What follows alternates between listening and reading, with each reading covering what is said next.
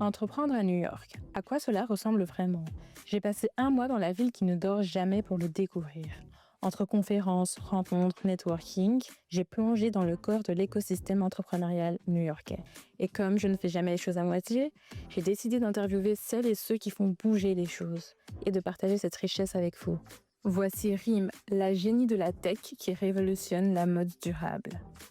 Je vous présente Asher, photographe audacieux qui transforme la ville en un terrain de création. On a les incroyables Kana et Tony, un duo qui bouscule le monde de l'événementiel et du networking dans la tech et de la mode. Et enfin, Donna, grande dame de l'entrepreneuriat à impact, une source d'héritage et d'inspiration incroyable. Dans cette mini-série, je vous emmène au cœur de l'audace, de l'innovation et de l'énergie unique qu'on retrouve à New York. Et maintenant, on part à la rencontre de Asher. Photographe à l'audace folle, il nous plonge dans son quotidien à New York entre créativité, compétition et liberté totale. Let's go!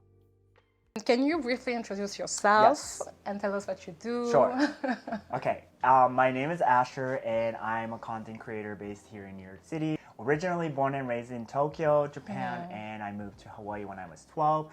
And I moved to New York City about 3.5 years ago, and now I am a full-time content creator. I have 2 small businesses myself, and one is a apparel brand, and another one is a marketing agency which I run currently here in New York. And yeah, I love spreading positivity. I love problem solving. I love, getting my hands dirty to things, and spread positivity, just because I think that's what's most fun about entrepreneurship. So yeah, that's pretty much, my story and what I do.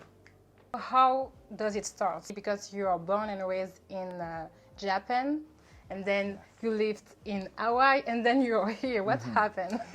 Yeah, that's a great question. I'm still trying to figure it out myself. But, I think one of the things about New York City is that you kind of just end up here.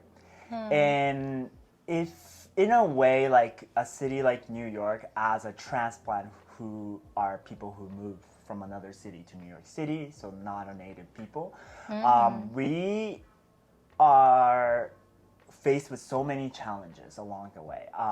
In order for us to be self-sustaining here, this city will test you in the most craziest way possible. Like, I feel like you think you're prepared for something and you're not. Wow. and then so it really just comes down to like people who make it here, or people who can survive through all of the chaos and craziness, are truly the people who has such a strong soul. Because I came here with no money, no job opportunity, no friends, no family. no plan, no family, nothing. Like literally, I could be homeless tomorrow if I get kicked out of that couch. So that's the kind of risk I took to be here. And, wow. And what was the turning point in your story? How did you find your place? How did you create all this working environment, businesses? For sure. At the time, I had no sort of cash to even fall back on, so all I had to do was just do it. Like, do whatever that's in front of me. And so I got a job at a sushi restaurant as a server because I had background, 5 years of waiter experience back home in Hawaii. So, that's the first job that I got. And then with the $100 check that I had, I went to H&M, bought a suit, and then after applying over 500 jobs, the one job that called me back for an in-person interview, I went with that outfit. Wow. That's all the suit I owned at the time. But luckily, I got that job. It was a financial recruiting sales job. So we did a lot of like cold calling, cold emails, and we reached out to a bunch of like finance bros in the city, and then we offered them a job. And that's what I did for a whole year. And it was mentally very, very draining, low pay.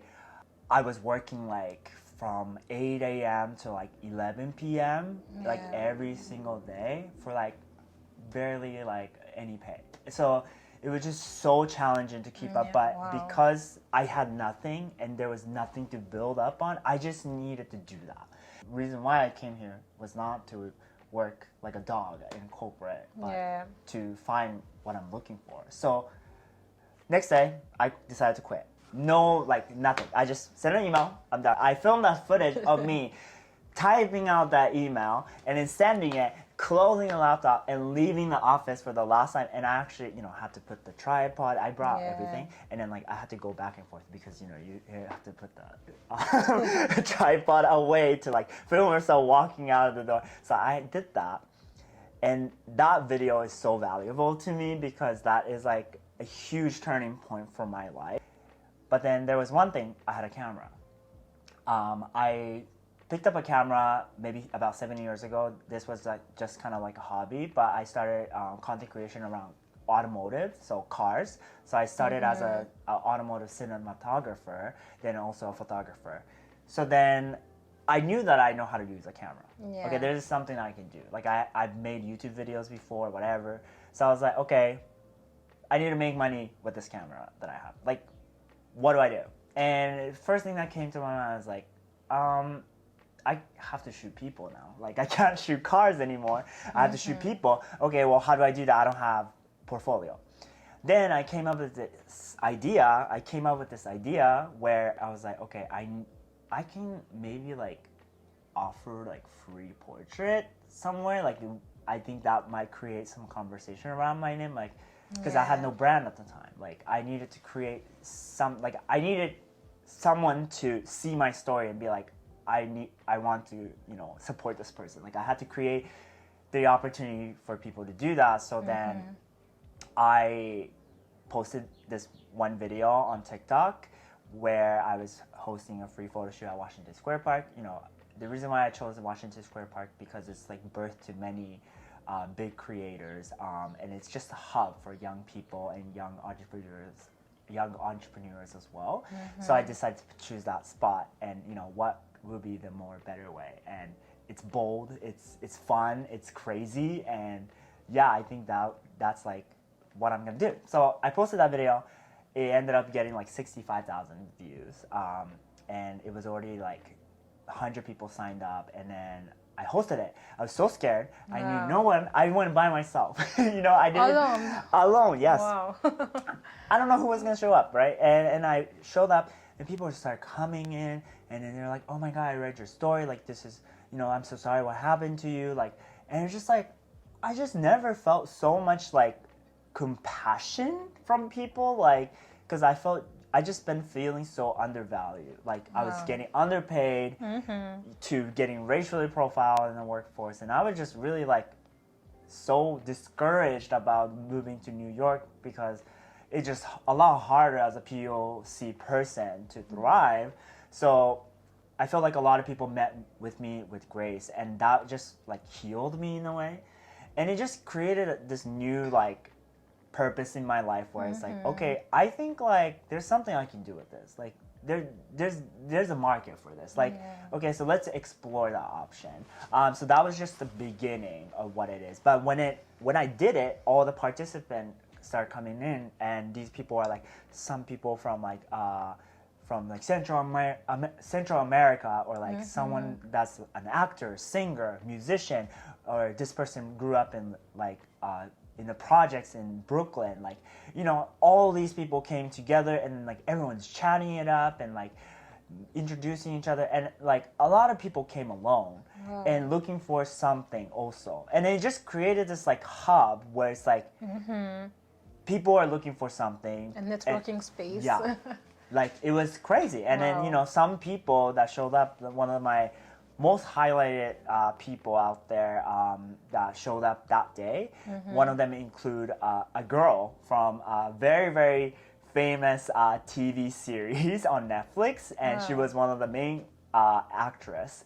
And she showed up, and she's like, "Oh, I'm an actress. Oh, I do this." And I was like, "What? You came for me?" Like, and she's like, "Yeah, like I absolutely loved your story, and I wanted to support you, and like let me know if there's anything I can do." Like, everyone came with that such amazing like energy, and you know what? That just really made it so worth it for me. Like, like, yes, it's a lot of editing. Yes, it's so many people to talk to, but it created a new reason for people to show up, give them the confidence that they need. Also, like, just create a hub to like support each other, because that's what like community is all about, and like that's what New York City is all about. That's what New York, you know, that's why New York City is beautiful and amazing, because there's so many people who are talented and they're trying to make it, and you know, people come together and it just like creates this buzz. Like it was just such a beautiful experience.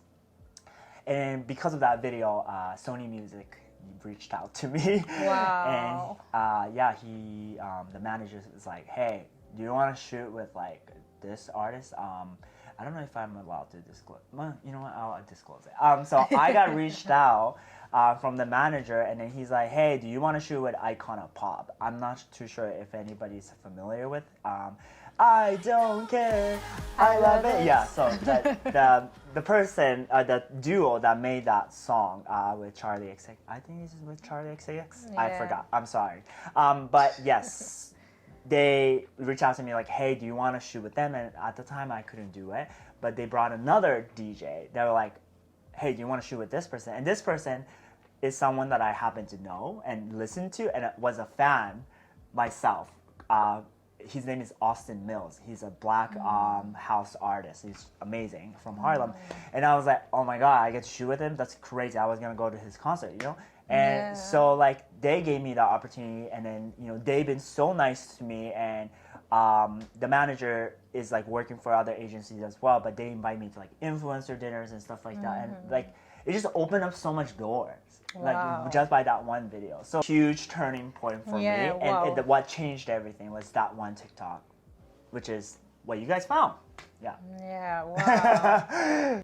What advices would you give to someone who just started, who just dreaming about maybe to come to New York, like me, and just followed his dreams, and yeah.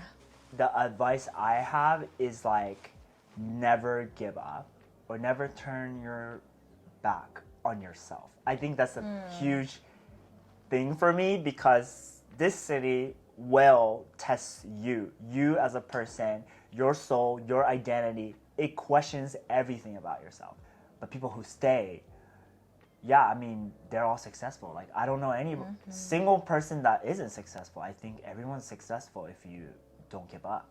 If you got what it takes, this is where you want to be. Like, when you're young, or even when you're old, just be here, and then just breathe this air. What's next for you, for your business, for your creative journey? Yes, that's such a great question. For me, the next thing that I want to focus on is definitely grow on social media. I do want to collaborate with more influencers and work with more brands, because I'm not just a content creator, but I also have a business, you know, background, as well as like consulting skills. I have a lot of fun doing it, because it's like I'm allowed to tell them whatever I want, you know, and I want to continue doing that, as well as I want to open up more business opportunities in terms of production business. So like right now I'm a one-man content creator, but I'm also looking for a couple very talented creators to join me on this journey, and I want to take over some market share in terms of like business content creation, real estate, wedding, engagement, you know, sort of things, businesses that kind of makes me happy working with. I think that's the most important thing. I don't want to work with a business that is like not fun. You know, all around creative service, like 360, and that's kind of really what I want to do for my business. But Asher, I really hope you the best of the best in your city. Your journey is really inspiring, because from where I come from in Brussels, when we see New York City, it's a crazy thing, and just being here with you and just sitting here, it's something that's I even will not imagine in my life. So thank you very much for your time. Thank you for sharing with us. You really give us faith to pursue our dream, and believe it. Thank you so much. It's finished. Yay!